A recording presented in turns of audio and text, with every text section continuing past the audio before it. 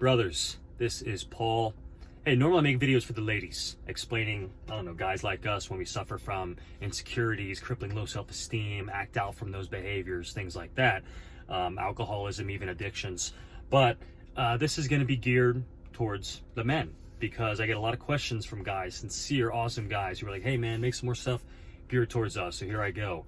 I wanted to make this first video to just say I identify with you. You know, I know what you feel. If you suffer from this kind of constant anxiety, this sort of hole in yourself, okay, that you just can't fill, and maybe you've tried with alcohol, with girls, with money, with seeking fame, with glory, with epic dreams and desires, and you're going to start a business, you're going to make it big, you're going to get famous, everyone's going to love you, you're going to get all the ladies, and it's going to be enough, and you're finally going to feel like you've arrived, and you're going to get revenge on everyone, and everyone's going to see that you could do it, and you're going to...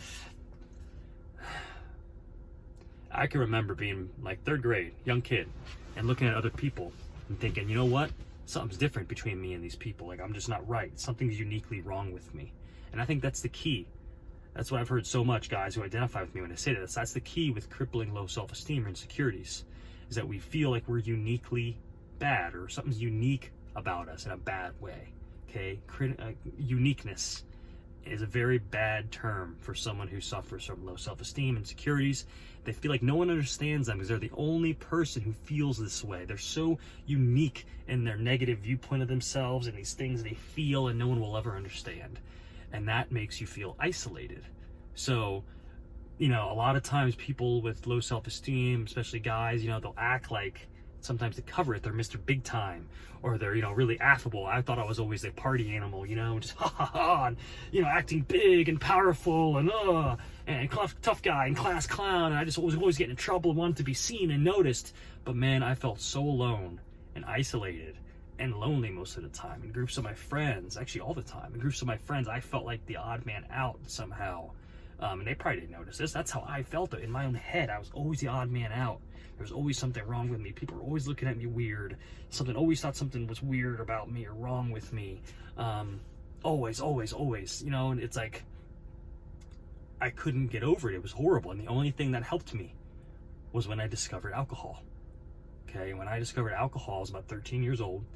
And, you know, from the very first time I drank alcohol, man, boom, oh, like I felt a fucking rush. And that's bad. I never forgot that. And I felt like a normal person. I felt like these walls just came crumbling down. And instead of having to act like a class clown and do all this work, I could just drink alcohol and, whew, man, it was a hit. It was a buzz. It was awesome.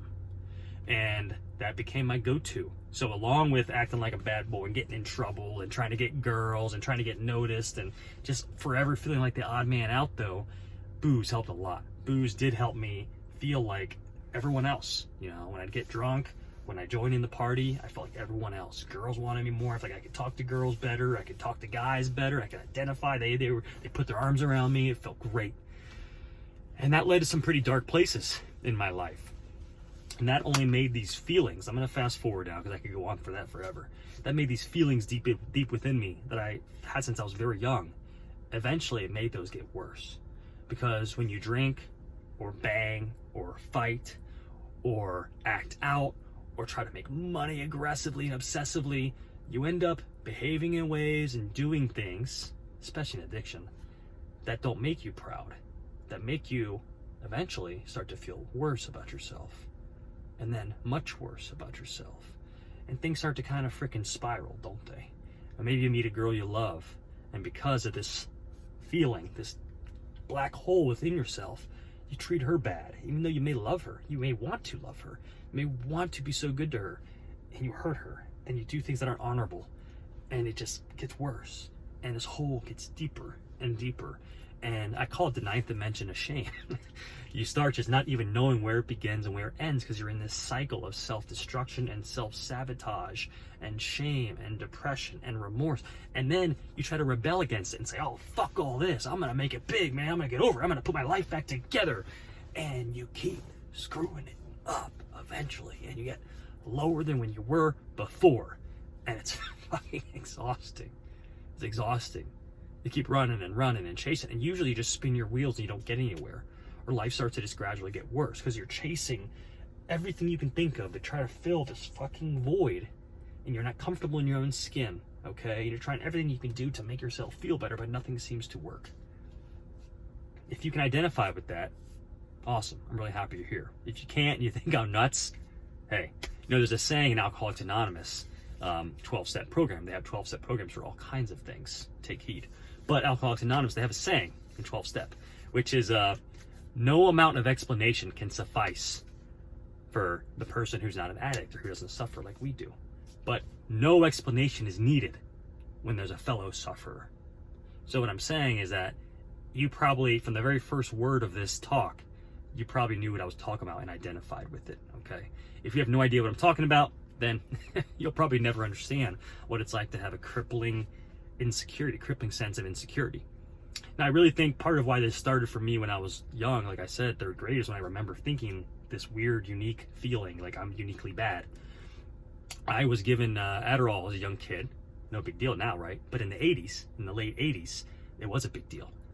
Ritalin was the only medicine for it. It was brand new. They sent me to see a bunch of these doctors. They showed me a bunch of those Rorschach, crazy drawings. They honestly treated me like I was kind of a nut. They sent me, I can literally remember 4 to 5 different physicians who gave me all sorts of tests, all sorts of mental tests and quizzes, and they'd take my mother out of the room and speak to her, and I'd see them, talking like this. They'd put me on this medicine, and they'd take me out of class to give me the medicine in school or put it in my applesauce. Listen, y'all, don't make fun of me. It's my experience. I ended up feeling weird. That was in kindergarten. And from then on, I felt like, wow, I'm the special kid. And I kept getting in trouble in class because I'd be hyper. And they'd, yell at me, take me to the principal, and I was the only kid. And I felt like, fuck, I'm fucking unique. Like bad. Like something's wrong with me. I'm special. What's wrong with me? Why me? And then, that just only got worse from there. That's literally when it started. My dad wasn't around either. There's another thing. Maybe you can identify with this. One of your parents maybe wasn't there all that much for you emotionally. And I always wanted my dad to just say, damn, I'm proud of you, son. You're doing awesome in baseball, Little League. You're kicking butt. Or no matter what you do, son, I'm just proud that you're my boy. I'm proud. You got what it takes to be a man. I'm proud of you. That never happened to me once in my life.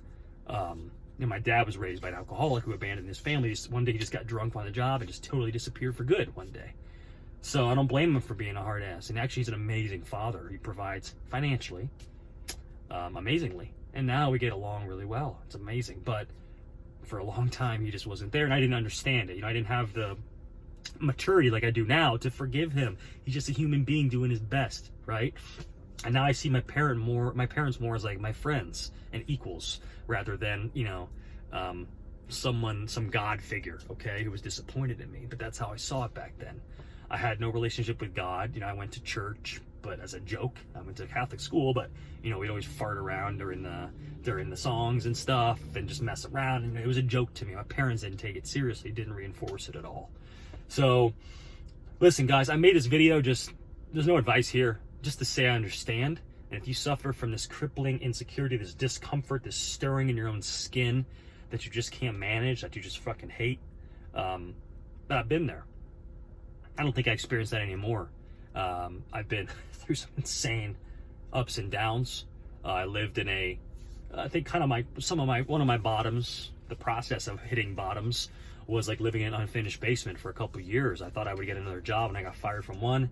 I never got hired again. I was supposed to live with my buddy temporarily in his basement for a month between jobs.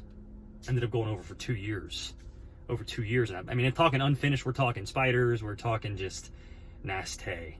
And I was getting screwed up, getting drunk every single night, doing other drugs, going to hanging out with people that just weren't best for me, women that weren't best for me, not being the father that I wanted to be, and just digging the hole and the shame and the regret and the guilt deeper and deeper, guilt, remorse, shame for days. I didn't even know where it began and where it ended. I didn't see a way out. It was just eternal darkness. It sounds dramatic here, but it was like overwhelming darkness in my heart, man. It really was. And I didn't know which way was up. I didn't see a way out. Other people had, I listened to things and read books, and I would expect just reading the book to like change my life or something. I didn't know what work to do. I didn't know where to begin. I didn't know where to start. And I would try sometimes. Like sometimes, like I dedicated. One time I found the Peloton bike when it came out back in 2016. I bought it. I lost a ton of weight. I went on this whole, actually it lasted about a year, this year-long quest to love myself and develop self-esteem. That was an awesome process. But you know what happened? I sabotaged again. I went right back down the rabbit hole for a woman. Okay, I became infatuated with a woman. That was not good for me. When you're not in the right place in your heart, in your head, in your spirit, you will continue to get broken, no matter what sort of phases or phases you go through, okay, or fads you go through. Life will continue to come around and fuck you over if you're not in the right place and have the right philosophy and spirit, okay, if you're not focused on the right things and you don't figure this out, all right, because this phase I went through, deep down, I was still running. I was still running from myself. I was running from the fear that I was this horrible, terrible person, worthless person deep down. And all this stuff I was doing, if this makes sense to you, I was still running away. Okay? I wasn't walking through the storm and accepting myself for who I was and dealing with the real hard issues. Okay? So, listen, I'm blabbing here. I'll make a more focused video next time. I just wanted to say, listen, brothers, I understand you. I understand if you feel this terrible feeling, these feelings, there's darkness within you. You know, you feel like maybe your soul is dog shit. I used to be there. I used to be there for years, and you know, I think I'm pretty successful today for someone comparably to where I was. I mean, I'll just tell you now, just to give you hope. I mean, I have 2 daughters. I see them half the week or more. I'm incredibly committed. You know, I make well over 6 figures now and a couple $100,000 this year. People trust me. I'm a real estate agent. People trust me to sell $1 million houses. People listen to my videos and shit when I talk about self-improvement. I'm sober now, going on 1 year again because I had a relapse a year ago. See, I'm just being totally honest with you. But everything's changed for me. I don't see women like I used to. Everything in my life has just completely changed. And, you know, it's pretty incredible that I don't find myself running or chasing things like I used to, chasing an escape, chasing a way out. Now I just sit. Sometimes I'm too comfortable in terrible, in painful or stressful situations. But God, it's a godsend compared to where I used to be. I mean, I used to just not be able to stand a second sitting in my own skin or in a bad situation. I always wanted to run. I always wanted to change the way I felt with, you know, alcohol, with fame, with sex, with attention from the opposite sex, with anything I could think of, God, you know. So anyways, thanks so much for watching, guys. Have an amazing night, and I'll be sure to make some more videos. If you identify with this, give me a thumbs up, subscribe to me, whatever you want to do or don't. But I am going to make some pretty cool videos focused on this topic, and you know what you can do to change your life, man, to stop feeling this way, because it's pretty freaking miserable and you're not really living, you know, you're just barely surviving. Honestly, that's how I feel like back then. I was subsisting, just really surviving all the time, and this constant background anxiety was kind of always there. So all right, guys, have an awesome night. Thanks for watching.